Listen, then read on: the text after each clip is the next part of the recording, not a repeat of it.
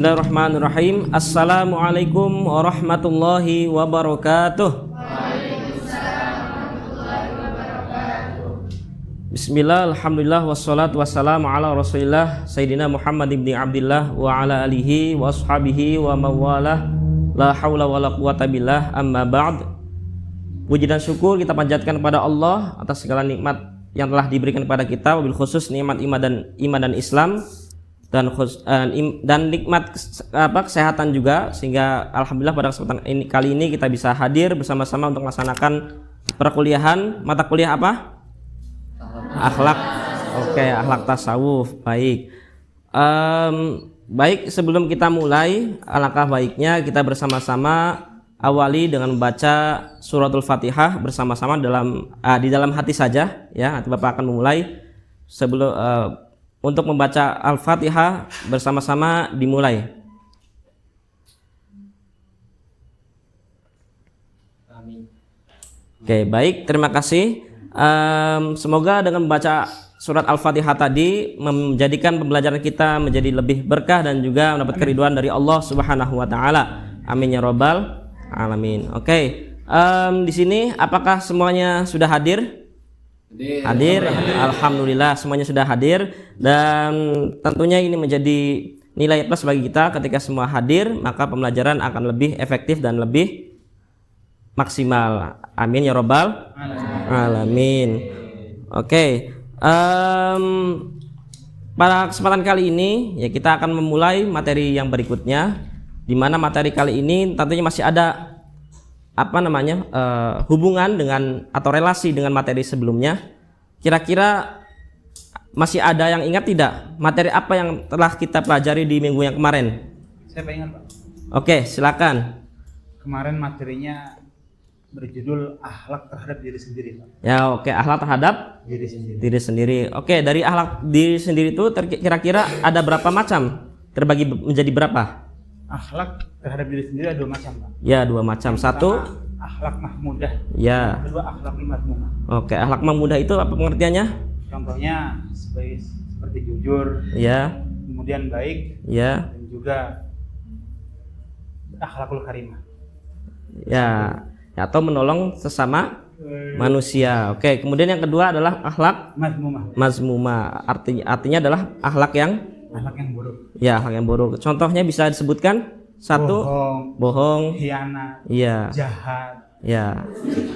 Ya, oke, betul. Oke, give applause. Kasih tepuk tangan kepada teman kita. Oke. Betul ya, tadi kita sebelum pertemuan ini di minggu yang kemarin itu kita membahas terkait akhlak terhadap diri sendiri. Nah, pada kesempatan kali ini ya seperti yang tertera di layar ya, kita untuk topik pembahasannya adalah membahas akhlak terhadap lingkungan dan juga kehidupan sosial. Nah, sebelum kita lebih jauh nih terhadap materi yang akan kita bahas, kita di sini silakan untuk teman-teman mahasiswa semuanya, ya, ada berapa macam emot di sini? Ada 7, ya, ada 7. Yang pertama ada bahagia atau peduli, ada marah dan tidak sabar, ada sedih atau kepedulian rendah, ada peduli lingkungan, kerjasama, tidak peduli, dan juga terlalu fokus pada gadget. Nah, dari 7 emoji ini atau emot ini, emoji mana yang paling menggambarkan kondisi akhlak masyarakat kita saat ini? Dan silakan angkat tangan siapa yang memilih emot bahagia atau peduli. Ya, oke. Yang berikutnya, yang marah atau tidak sabar. Ya, sekarang barangkali ada yang mau testimoni terlebih dahulu. Siapa yang mau menjelaskan salah satu dari emot ini? Siapa? Oke, siapa namanya? Muhammad Ziyad Bahtiar. Oke, Muhammad Ziyad Bahtiar. Kita simak bersama-sama apa yang dipilih oleh Ziyad nih dari ketujuh emoji ini. Saya memilih karena saya memilih itu banyak sekali orang yang membuang sampah sembarangan, Pak. Oke, betul. Terus? Dan ruang peduli terhadap kebersihan itu ada Pak, lingkungan, Pak. Oke, kepedulian terhadap lingkungan sangat rendah.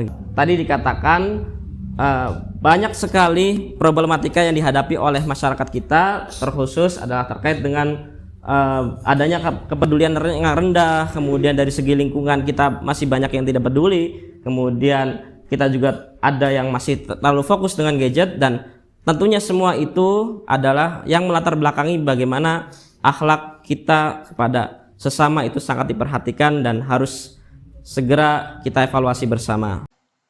Selanjutnya, kita akan membahas terkait dengan tujuan pembelajaran.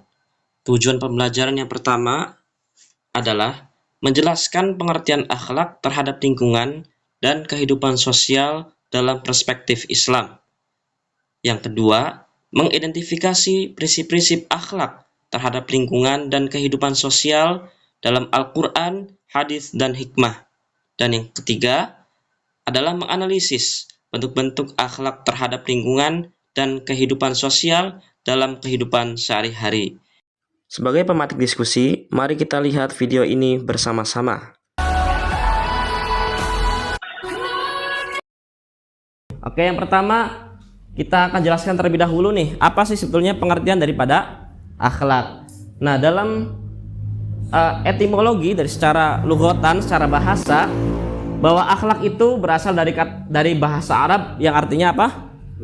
Khuluq. Ya, khuluq yang artinya budi pekerti, perangai, tabiat ataupun tingkah laku. Sedangkan menurut istilah atau terminologi, bahwa akhlak adalah sifat yang tertanam dalam jiwa seseorang, kemudian ketika melakukan perbuatan tersebut itu tidak perlu mempertimbangkan atau berpikir terlebih dahulu. Nah, itu yang disebut sebagai akhlak. Sebagaimana kemudian Rasulullah SAW bersabda dalam salah satu hadisnya yang diriwayatkan oleh Imam Bukhari, mengatakan bahwa qala Rasulullah SAW, innama bu'itsu liutammima makarimal akhlak, bahwasanya aku Nabi itu diutus hanyalah untuk menyempurnakan kemuliaan akhlak. Oke.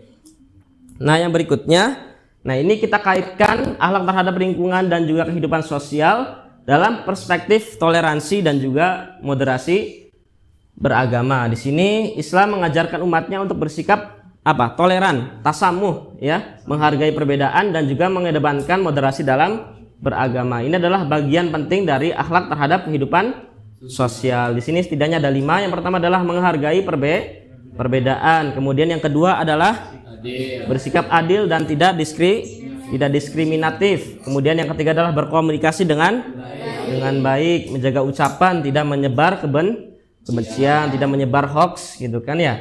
Kemudian toleransi dalam interaksi sosial, bekerja sama dalam kebaikan, bergotong royong dan juga menjaga kerukunan di lingkungan masyarakat. Dan terakhir adalah moderasi dalam beragama. Ini maksudnya adalah kita menghindari sikap ekstrim berlebihan atau meremehkan, serta memahami agama secara seimbang atau tawazun dan juga bijaksana. Karena Allah Subhanahu wa taala berfirman dalam surat Al-Hujurat ayat 13 yang bunyinya, a'udzubillahi minasyaitonirrajim, bismillahirrahmanirrahim, wa ja'alnakum syu'uban wa qabaila lita'arafu inna akramakum indallahi atqakum. Ya, Allah menciptakan kita itu berbangsa-bangsa, bersuku-suku dengan berbeda agama, berbeda latar belakang dan seterusnya. Tujuannya adalah untuk lita'arafu, artinya adalah untuk saling mengenal, bukan saling menjelek-jelekan, apalagi saling berperang, membunuh dan seterusnya. Naudzubillah min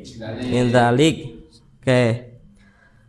Nah, yang berikutnya di sini kita akan melaksanakan yang namanya studi kasus dan juga diskusi. Di sini setidaknya ada 4 kasus nanti yang akan kita jelaskan.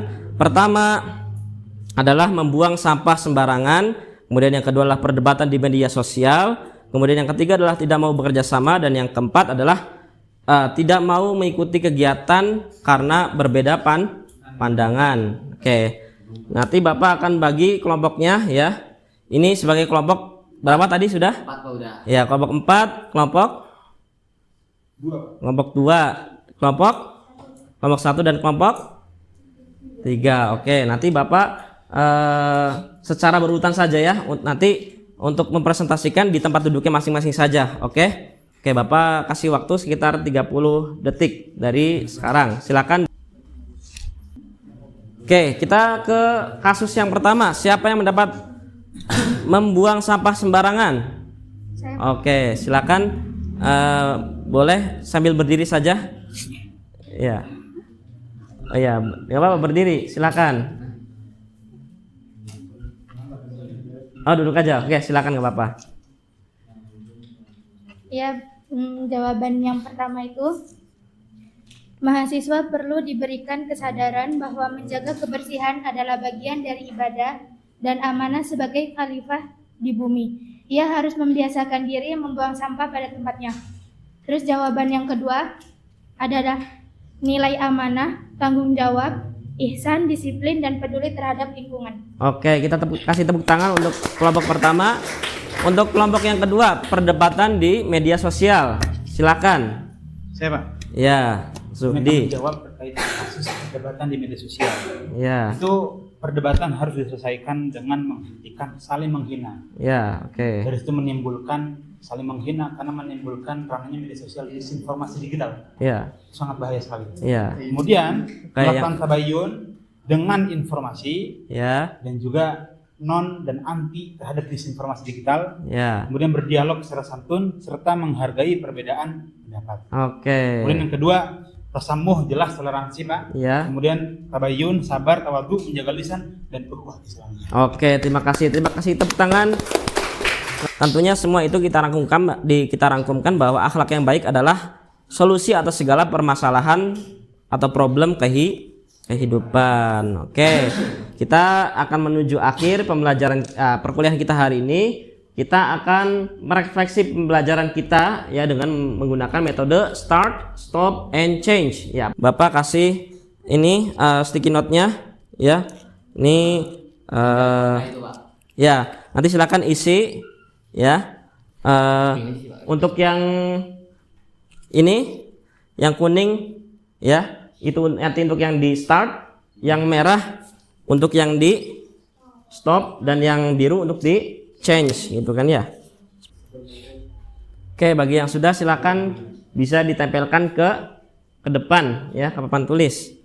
Silakan Soimi yang sudah.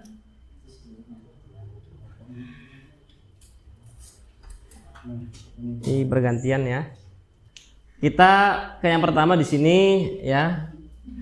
Tidak jahat dan menjadi yang lebih baik. Oke, untuk yang stop di sini ya, memaksimalkan waktu, menjauhi bullying, ya, membangkang pada yang lebih tua. Di sini ada change, yaitu memperbaiki kebiasaan yang tidak layak untuk diri sendiri, ya. Ya. Oke, terima kasih itu ya untuk refleksi kita. Jadi semuanya tentunya menjadi motivasi bagi kita untuk bisa lebih baik dari sebelumnya. Oke, yang berikutnya terakhir di sini dari semua yang telah kita pelajari hari ini bisa kita simpulkan bahwa yang pertama, bahwa akhlak itu merupakan inti daripada ajaran agama Islam. Makanya kenapa disebut al-adabu fauqal ilmi. Itu kan. Yang kemudian yang kedua adalah menjaga lingkungan adalah bagian daripada ibadah. Kemudian yang ketiga adalah kehidupan sosial harus dibangun atas dasar kasih sayang dan juga toleransi. Yang keempat, moderasi beragama akan memperkuat persatuan bangsa. Dan terakhir, mahasiswa adalah agen perubahan, agent of change, menuju masyarakat yang berakhlak mulia.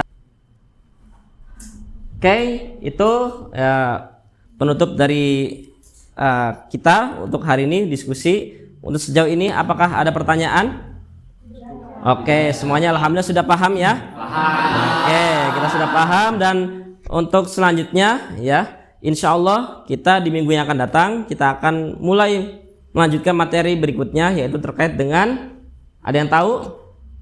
Ya, perspektif akhlak tasawuf menurut berbagai tokoh ya. Oke, oleh sebab itu silakan nanti teman-teman mahasiswa silakan dibaca terlebih dahulu materinya, agar ketika nanti diskusi di minggu depan bisa lebih interaktif, lebih aktif, dan juga lebih inovatif kembali. Oke, sekian mungkin yang bisa kita sampaikan. Semoga bermanfaat. Amin. Dan mohon maaf atas segala kekurangannya. Kita akhiri pertemuan kita bersama-sama pada kali ini dengan mengucapkan hamdalah dan doa kafaratul majlis. Alhamdulillahirabbil alamin. Subhanakallahumma wa bihamdika asyhadu an la ilaha illa anta astaghfiruka wa atubu ilaik. Sekian dari saya, wal afu minkum wallahul muwaffiq ila aqwamit thoriq. Wassalamualaikum warahmatullahi wabarakatuh.